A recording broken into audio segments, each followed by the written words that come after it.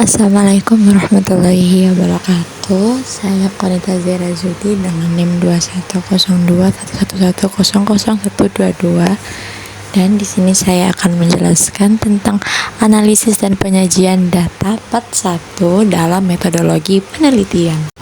Penyuntingan data atau editing. Editing dalam pengolahan data itu kegiatan memeriksa kelengkapan dan meneliti data-data yang telah dikumpulkan, terutama dari kelengkapan jawaban, keterbacaan tulisan, kejelasan makna, kesesuaian dan relevansinya dengan data yang lain.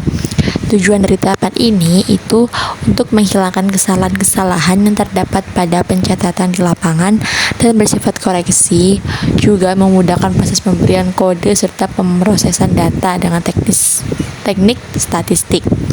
Dalam tahapan editing ini, penyunting harus memperhatikan agar tidak mengganti atau menafsirkan jawaban responden sehingga kebenaran jawaban itu dapat terjaga. Coding atau pemberian kode itu pengklasifikasian jawaban yang diberikan responden sesuai dengan macamnya. Dalam tahap coding biasanya dilakukan dengan memberikan skor dan simbol berupa angka atau huruf yang memberikan petunjuk pada setiap jawaban responden berdasarkan variabel yang diteliti, agar nantinya bisa lebih mempermudah dalam pengolahan data. Dalam hal ini, kita harus memperhatikan pemberian kode pada jenis pertanyaan yang diajukan, apakah pertanyaan terbuka atau pertanyaan tertutup. Jadi, untuk pertanyaan tertutup, misalnya kode ditentukan dengan mudah, misalnya 1 untuk jawaban ya atau setuju, dan kode 0 untuk tidak atau tidak setuju, atau ditambah kode 99 untuk jawaban yang kosong. Jadi responden itu tidak memberikan jawaban. Kemudian, untuk pertanyaan terbuka dilakukan dengan tahapan tertentu.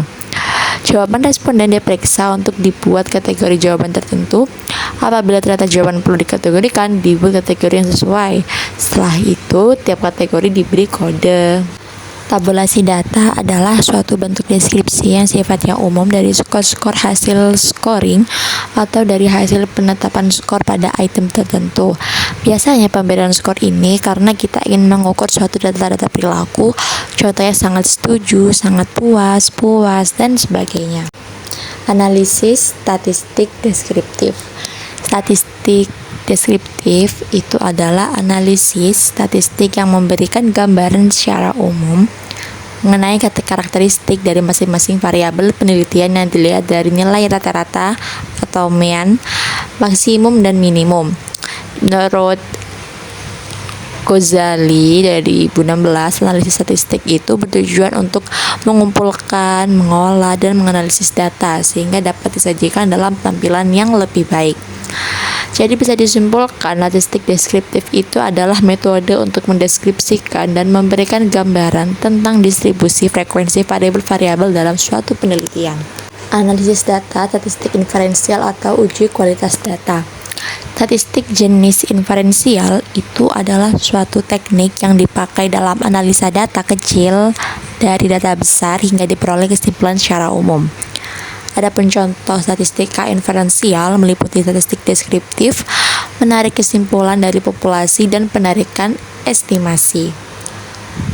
Uji kualitas data adalah uji yang disyaratkan dalam penelitian dengan instrumen kuesioner. Tujuannya agar data yang diperoleh dapat dipertanggungjawabkan kebenarannya. Uji ini itu terdiri dari dua, itu uji validitas dan reliabilitas. Kalau uji validitas itu berkaitan dengan keandalan kuesioner tersebut, yang dimana sebuah kuesioner diharapkan mampu mengukur konstruk atau variabel sesuai dengan indikator yang disusun. Jika ternyata variabel atau konstruk tersebut tidak dapat diukur, maka kuesioner atau pernyataan kuesioner tersebut tidak valid. Untuk uji reliabilitas sendiri itu terkait dengan tingkat stabilitas kuesioner. Artinya apa? Berarti kuesioner yang disusun mampu memberikan jawaban yang sama dari waktu ke waktu apabila disusun kembali ke responden yang sama. Kuesioner yang apabila memberikan jawabannya berubah-ubah dengan sampel yang sama, maka akan dianggap tidak reliable. Selanjutnya, asumsi klasik dan regresi linear berganda. Asumsi klasik dan pada regresi linear berganda, antara lain data interval atau rasio, linearitas, normalitas pada residual, non-outlier, atau tanpa adanya data pencicilan data ekstrim, homoskedastisitas atau non-heteroskedastisitas, non-multikolinearitas, dan non-autokorelasi. Sekian pemaparan dari saya tentang analisis penyajian data part 1 untuk metodologi penelitian. Kurang lebihnya mohon maaf. Wassalamualaikum warahmatullahi wabarakatuh. Terima kasih.